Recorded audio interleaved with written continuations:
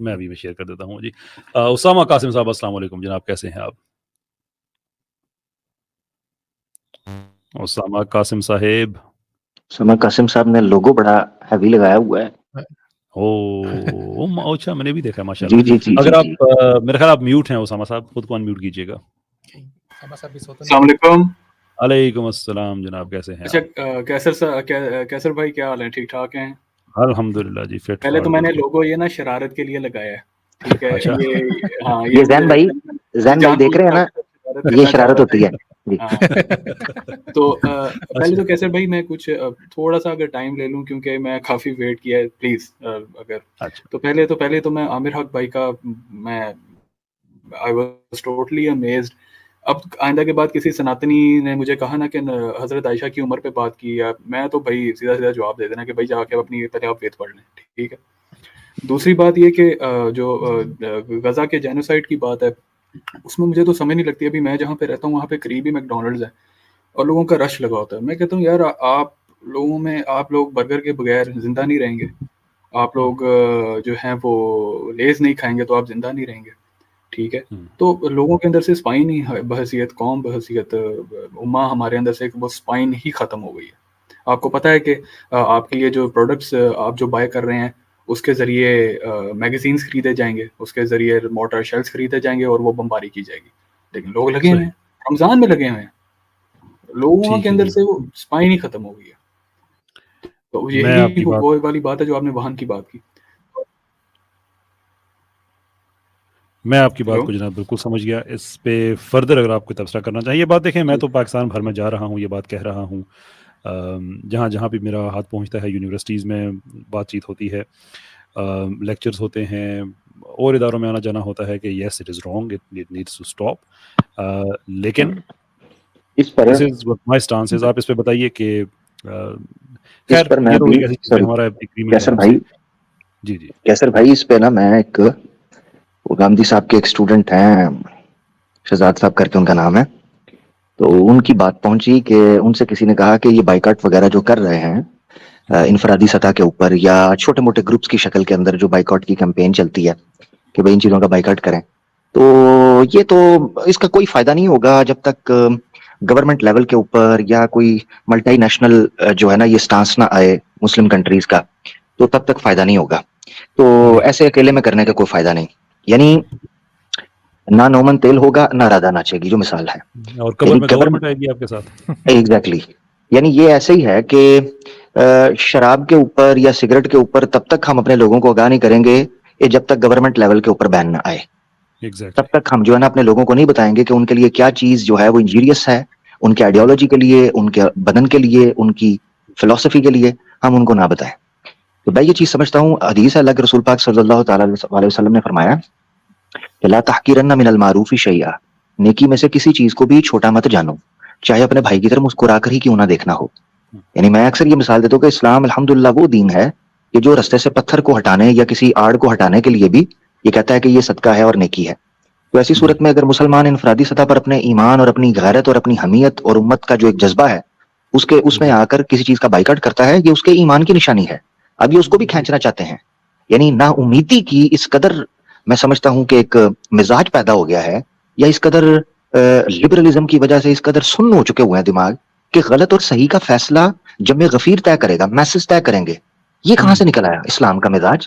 اسلام تو ہمیشہ یہ کہتا تھا کہ صحیح اور غلط کا فیصلہ اصول کی, دلیل کی, براہین کی بنیاد پر ہوتا ہے, نہ یہ کہ آپ یہ کہنا شروع کر دیں جی جب تک سارے لوگ نہیں کریں گے تب تک ہم نہیں کریں گے. یہ کب سے رہا ہے؟ افسوس کے ساتھ. نہیں بالکل آپ نے درست فرمایا سر, ایبسلیوٹلی رائٹ. اچھا کیسر بھائی جو میرا کوسچن ہے, کیونکہ یہ والا ایک منٹ, عبید بھائی کچھ بولنا چاہ رہے ہیں. عبید بھائی, اس میں قرآن مجید کی ایک آیت بھی ہے نا, اللہ تعالیٰ فرماتے ہیں وَإِن تُطِیعْ أَكْثَرَ مَن فِي الْأَرْضِ يُضِلُّوكَ عَن سَبِیلِ اللَّهِ. اگر آپ صرف جمگٹھوں کا انتظار کرتے رہیں گے تو آپ اللہ کے راستے سے گمراہ ہو جائیں گے. تو ہمیشہ جو ہے نا وہ حق کے اوپر تو ہمیشہ تھوڑے ہی رہے ہیں, قلیلون علی الحق وہ نہیں ہے. تو حق کا ساتھ دینا بہت مشکل ہے, بہت کٹھن رستہ ہوتا ہے, اور اس میں پھر آپ کو اپنی جان کا نذرانہ بھی پیش کرنا پڑتا ہے, سب کچھ داؤ پہ لگانا پڑتا ہے, کاروبار داؤ پہ لگانا پڑتا ہے. Anything goes, absolutely. اچھا بھائی, میں نے عبید بھائی کا جو چینل کا لنک ہے وہ آپ کو نظر بھی آ رہا ہے سر, ایک سیکنڈ مجھے دیجیے گا, ایک سیکنڈ دیجیے گا مجھے. اور میں نے یہ ان کا جو چینل کا لنک ہے وہ میں نے پن بھی کر دیا ہے چیٹ میں رائٹ ایٹ دا ٹاپ. تو آج جانے سے پہلے آپ جو سبسکرائب کر کے جائیے گا, نوٹیفیکیشنز وغیرہ آن کر کے, تاکہ یہ ہمارا جو عبید بھائی کا اضافہ جو ہے وہ بیسیکلی کانٹینٹ کی جو ہماری جو اسپریڈ ہے, ڈسیمینیشن ہے, اس میں ایک واسٹ اضافہ ہے انشاءاللہ, and more of us the better انشاءاللہ. ویسے آلریڈی کامنٹس آ رہے ہیں کہ آپ کی شکل بھی بہت ملتی ہے مفتی یاسر صاحب سے. تو ایک اسٹریم جو ہے نا وہ یاسر صاحب مفتی یاسر صاحب کے ساتھ بھی کرنی پڑے گی. شور کیوں نہیں. جی اسامہ آپ کس بات کر رہے تھے؟ جی ایک لاسٹ میں کیسر بھائی کامنٹ کروں گا, پھر میں جلدی سے اپنا کوسچن پوچھوں گا, کیونکہ یہ ازمز والا جو کوسچن اسٹریم ہے تو اسی لحاظ سے وہ کام بہت لمبا ہو جاتا ہے. ایک لاسٹ جی کوسچن پوچھ لیجیے آپ. چلیں میں کوسچن پوچھ لیتا ہوں. یہ جو پاکستان میں آج کل جی میں کوسچن پوچھتا ہوں. یہ جو پاکستان میں آج کل آپ دیکھ رہے ہیں کہ ایک ایلیٹ کیپچر کے متعلق زیادہ بات ہوتی ہے, اس کی وجہ سے مارکسزم, کمیونزم اور سوشلزم کا ایک ریوائول دوبارہ سے ہو رہا ہے, اور نہ صرف پاکستان میں بلکہ گلوبل لیول پہ. نہیں, کوئی نہیں ہو رہا, قطعی طور پہ نہیں ہو رہا.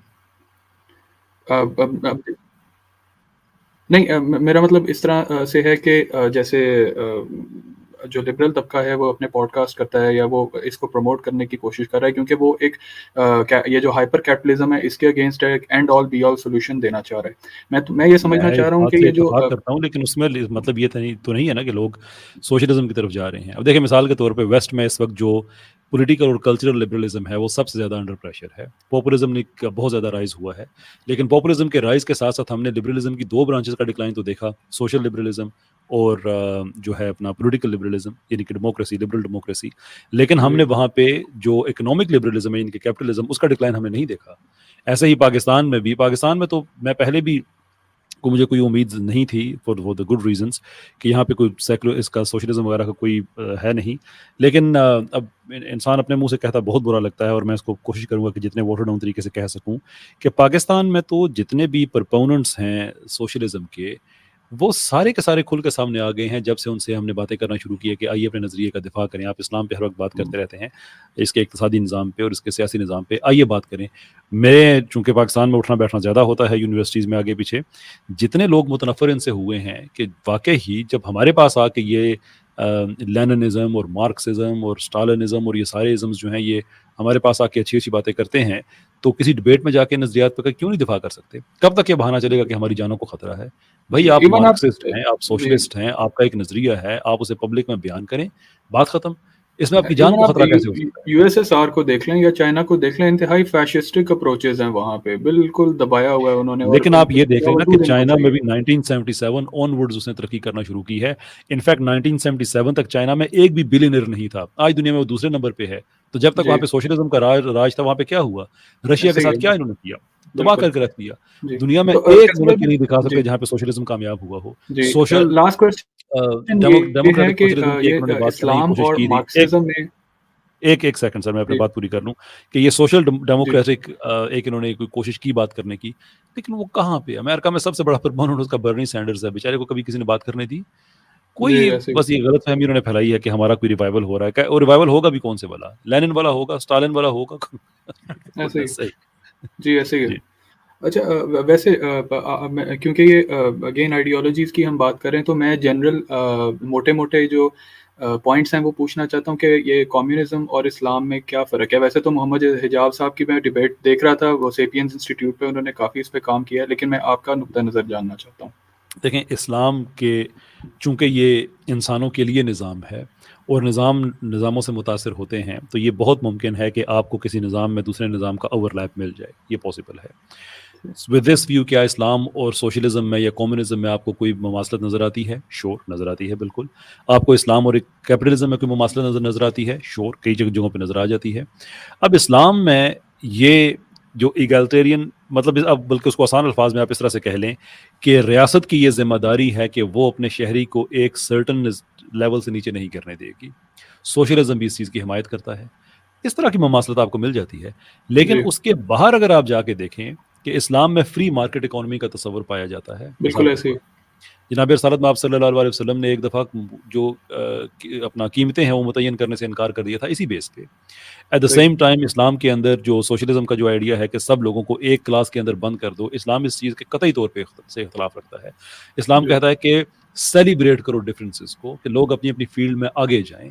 اسلام یہ بالکل کوئی تصور نہیں دیتا کہ سب کو ایک کلاس کے اندر ریاست کے اوپر ہو, اور فراڈ یہ کرو لوگوں کے ساتھ کہ جو کچھ بھی ہے وہ ریاست کے شہریوں کا ہے, اور ریاست کے شہریوں کی حالت یہ ہے بیچاروں کی کہ جو جس نوکری, یار گاڑی چینج کرنے کے لیے 12 13 سال کا انتظار کرنا پڑتا تھا درخواست دے کے کہ اب مجھے گورنمنٹ الاؤ کرے گی میں اپنی گاڑی چینج کر لوں. اسلام میں اس طرح کے کوئی تصورات نہیں ہیں. سو یہ کچھ مماثلت ہے پائی جا سکتی ہے, لیکن فنڈامنٹلی یہ دو ڈفرینٹ آئیڈیاز ہیں. اور سب سے بڑا ڈفرینس اس میں یہ ہے کہ جو اسلامک اکانومی ہے وہ اصل میں سوشل جسٹس کے ساتھ منسلک ہے. اس پہ کتنی ہی کتابیں اویلیبل ہیں کہ سوشل جسٹس کے ساتھ اسلام کی اکانومی منسلک ہے, جبکہ اور وہ ڈیوائن سینس ہے. جبکہ کارل مارکس جو کہ بنیادی طور پہ تو اس نے کمیونزم کا کوئی بہت زیادہ مشورہ کا بہت بڑا اس نے وہ پرپوننٹ نہیں تھا, اگرچہ کمیونسٹ مینیفیسٹو اس کے کریڈٹ پہ مل جاتا ہے, لیکن اصل میں وہ کیپٹلزم کا کرٹک تھا. لیکن اس کی ہی تعلیمات سے کمیونزم, سوشلزم یہ ڈیولپ ہوئے ہیں. اس کا اپنا یہ کہنا ہے کہ کمیونزم اور الحاد یہ اکٹھے ہی سٹارٹ ہوتے ہیں. تو ہم کیسے اس سسٹم کے ساتھ سوائے اس مماثلت کی جس کی میں نے بات کی ہے جزوی طور پہ بہت ہی کم, اس کے علاوہ کیسے ہم اس کی میں کوئی تطبیق کی کوشش کر سکتے ہیں. ایک جو ہے وہ الہی نظام کے ساتھ کھڑا ہے, دوسرا ایک الہادی نظام پہ کے ساتھ کھڑا ہوا ہے. کوئی آپس میں مماثلت نہیں ہے سوائے اس کی جس کا میں نے ذکر کیا. ایسی چھوٹی چھوٹی چیزیں اس میں کیسے بھی بہت سے لوگوں کو نا مسکنسیپشن بیسیکلی اس لیے ہوتی ہے کہ وہ مائکروز اور میکروز کے ڈفرینس کو نہیں دیکھ رہے ہوتے. فار ایگزامپل مائکرو ایشوز میں تو بہت سی چیزوں کے اندر آپ کو سملیرٹیز مل جائیں گی اسلام کے ساتھ. وہ آپ کو ہندوازم میں بھی مل جائیں گی, وہ آپ کو کرسچینٹی میں مل جائیں گی, وہ آپ کو سیکولرزم میں بھی مل جائیں گی, وہ آپ کو کلونیلزم میں بھی مل جائیں گی, بہت ساری جگہوں پہ مل جائیں گی. لیکن ہم دیکھتے ہیں کہ کیا ان مائکرو ایشوز کے بہاف کے اوپر کیا ہم اب یہ کہنا شروع کر دیں گے کہ اچھا سب یہ ایک ہی ہیں, یا اصل بیسک ہمیں دیکھنا ہوگا کہ میکرو فنڈامنٹل کیا ہے. اگر اسلامک اکنامیکل مائکرو فنڈامنٹل ہم دیکھیں تو سورۃ الحشر کے اندر اللہ تعالیٰ فرماتے ہیں کہ لا یقول دولۃ بین الاغنیاء منکم, کہ جو مال ہے نا یہ تم میں سے چند لوگوں کے بیچ میں نہیں سرکولیٹ کرنا چاہیے.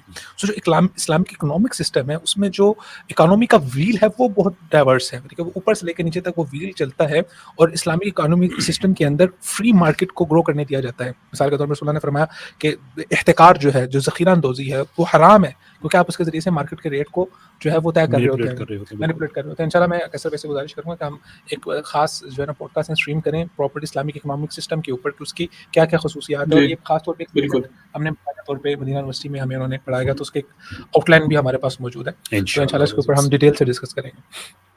ایک کیسر بھائی بس کائنڈلی ایک لاسٹ ریکویسٹ ہے کہ ایک نا اس ٹاپک پہ ایک اینڈ آل بی آل ایک ویڈیو کائنڈلی بنا دیں تاکہ نا یہ مسئلہ بالکل ختم ہو جائے. بالکل نہیں, وہ آپ کی بات بالکل ٹھیک ہے چلیں ٹھیک ہے, تھینک یو, بہت شکریہ. بہت بہت شکریہ اسامہ قاسم صاحب, آپ کو انتظار کی زحمت دی, آپ کو اٹھانا پڑی, بہت بہت شکریہ آپ کا. یہاں پہ سلسلہ ہمارا ہوتا ہے تمام. عامر بھائی بہت بہت شکریہ, بہت ساتھ دیا آپ نے, اللہ تعالیٰ آپ کو خوش رکھے, آباد رکھے. گزارش کسی نے کی ہے کہ بھائیو سحری میں دہی ضرور کھانا. دہی بھائیو شہر میں دہی چاہیے, ان کا کون ہائی لائٹ کرنے کے لائق ہے. لاہور جانے کا راستہ صاحب بتاتے ہیں, کرایہ کوئی نہیں بھائی, دہی پکڑا کے بھی جائے نا ایک کولا. لیکن عامر بھائی جس چیز میں آج میں نے اپنی ہنسی روکنے کی کوشش کی کہ یار چھلکوں میں کیا رکھا ہے, کیا ہی معصومانہ جملہ ہے. چھلکوں کا ایمان کے ساتھ کیا تعلق ہے؟ کی کرنا چھلکیاں دے یار, لا ہی لینا لا ہی لینا. انہوں نے سہولت کر کے دیتی سی کہ بس میں چھلکے لا دیتے ہیں, ٹائم بچے گا, وہ برا مان گئے.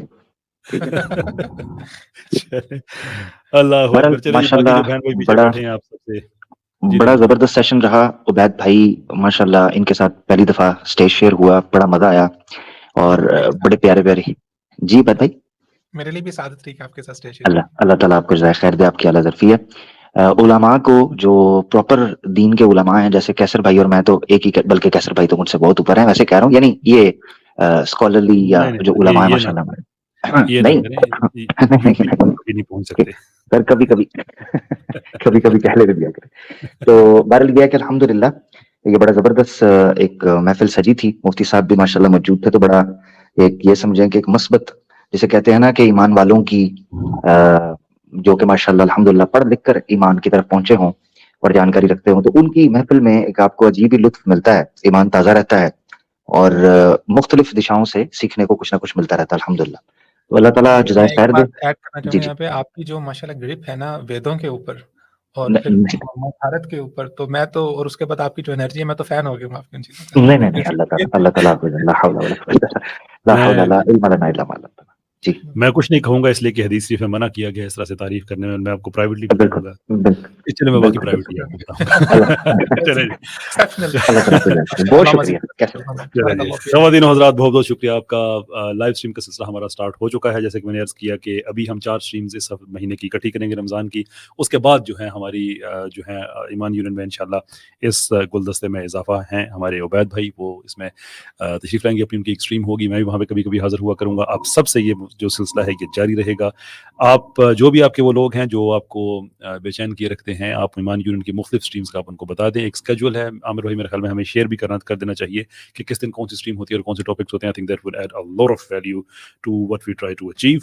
बहुत बहुत शुक्रिया आप सबका। रमज़ान एंजॉय करें। हर महफिल में मैं ये बात कहता हूँ कि लाइक नहीं है वो महफिल आजकल बैठने के जिसमें ग़ज़ा का ज़िक्र रहा हो। हमने भी किया अपने तौर पे, आपने भी किया, उनको भी दुआओं में याद रखें। सहर के वक्त, अफ्तार के वक्त पर्टिकुलरली उनको दुआओं में याद रखें। अल्लाह ताला से उम्मीद है कि ये मसला जल्द हल होगा। अंटिल दैट टाइम हम दुआएं भी जारी रखेंगे और बाकी भी जो असबाब हैं, भले वो डोनेशंस की सूरत में हों या कंटेंट क्रिएशन की सूरत में हो, इंशाल्लाह वो जारी रहेगा। अगले हफ्ते आपसे मुलाकात होती है इंशाल्लाह रज़ीज़। फॉर नाउ अस्सलामु अलैकुम व रहमतुल्लाहि व बरकातुहू।